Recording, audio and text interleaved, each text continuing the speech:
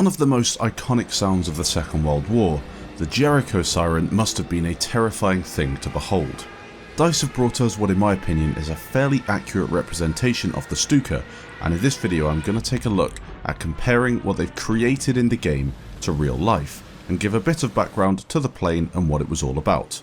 Most of the Battlefield 5 footage in this video is not mine and was in fact shared with me by Nickerman, a Battlefield pilot and content creator that has a very entertaining YouTube channel, and I suggest that you check it out. The link is down below.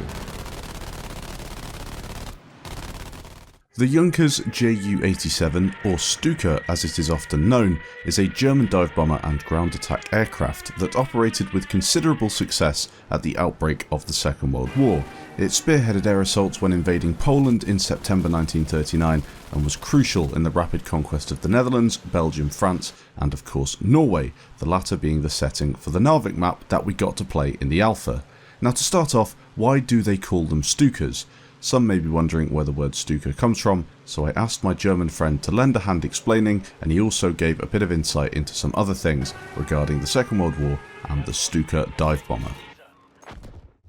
Yeah, what I was going to ask you is kind of what you alluded to before. Why are they called Stukas? It means dive bombing in German, I suppose. It's short for Sturzkampfbomber. Stuka, Sturzkampf, right? Uh-huh. And I think they took the lessons they learned from the Spanish Civil War, which the Luftwaffe fought in, and German, in quotation marks, volunteers who somehow managed to bring their Panzer IIs. So basically what they did was they used the advancements they had made, that had been made since the First World War, and combined those plus the experiences they had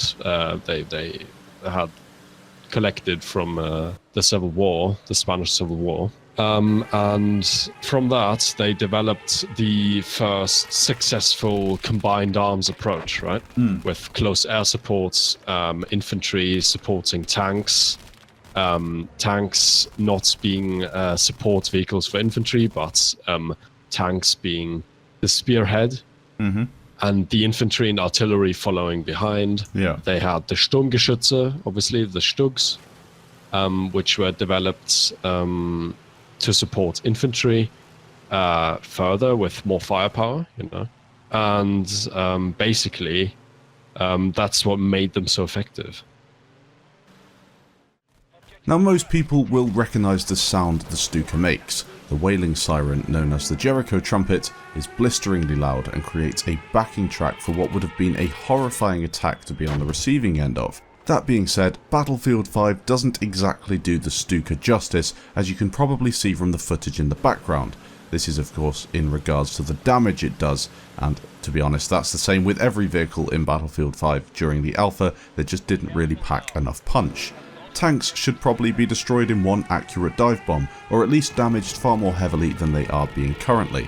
Nickerman is a good pilot, and from what I can tell, he even struggled to do significant damage to enemy armour, even when getting direct hits with the payload. I of course expect DICE to change this in the future. I really don't think there's a need to have planes being so weak. Maybe you want them weak against infantry so you don't have lots of planes farming infantry like we had in Battlefield 1, but in terms of taking out enemy armour, they really should be quite good, and vice versa. Tanks should be able to one-shot planes, but of course with the turret angle you can only shoot them if they're flying low, and planes should be able to fight other planes and fight enemy armour that's on the ground. That's really cool. We had it in all the previous Battlefield games, why not have it again in Battlefield 5? A couple of interesting facts. The Stuka had automatic pull-up dive brakes under both wings to ensure that the aircraft recovered from its attack dive, even if the pilot blacked out. You have to realise that during a dive, pilots would be under extreme G-forces, especially in the pulling up stage.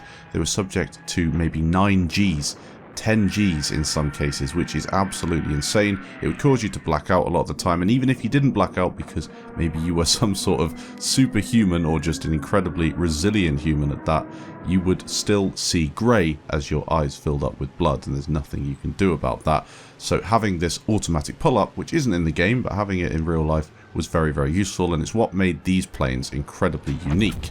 Despite what you experience in Battlefield 5, The Stuka's top speed was actually 373 miles per hour during a dive, and I would absolutely love it if DICE made the planes much faster in Battlefield 5, as currently they are just far too slow, and it really ruins plane gameplay overall. Imagine seeing a plane flying towards you at this incredible speed with that sound. As you can see from the Dunkirk movie, I think it did a very good representation of the Stukas and just the widespread fear across people on the ground at the time.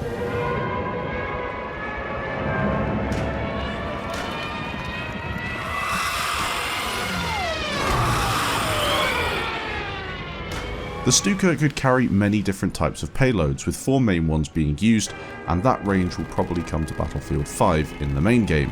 These include a 50kg fragmentation bomb, a 250kg bomb, a 500kg high explosive bomb, and a 1000kg tank busting panzer bomb. Now I don't think that you really needed 1000 kilos to take out a tank with one of these, but they could have been used for ships. I don't really know. There's some information around there that I can't really help you out with, but I can tell you that DICE will be including different types of the Stuka. They have to. It's what they've done in all the previous Battlefield games, so I can expect to see one that's more effective against infantry and one that's more effective against tanks in the game. Stukas may have been superb at taking out ground targets, but they were outmaneuvered and outmatched by the British Hurricanes and Spitfires, and this was replicated in-game as you found the fighters all over the back of your Stuka. You couldn't really get them off. This could be expected though, as the Stuka was designed primarily for dive bombing. Nonetheless, a top speed of 242 miles per hour when not in a dive meant the RAF fighters could gain control quite easily, causing the Luftwaffe to pull the Ju-87 from frontline service. This was not the end of the Stuka though, as it continued to be useful on the Eastern Front with the introduction of slightly improved and altered models. So what do you think of the Stuka in BF5? Do you think it is realistic or in need of work? I think that we can all agree that the play mechanics are definitely not up to par, but the visuals and audio is quite special. Comparing it to a game like War Thunder, as you can see in the background, I think DICE have done a brilliant job, and it really does amaze me that they can get this much out of a game even in an alpha stage. Thanks for watching guys, and I'll catch you in the next video.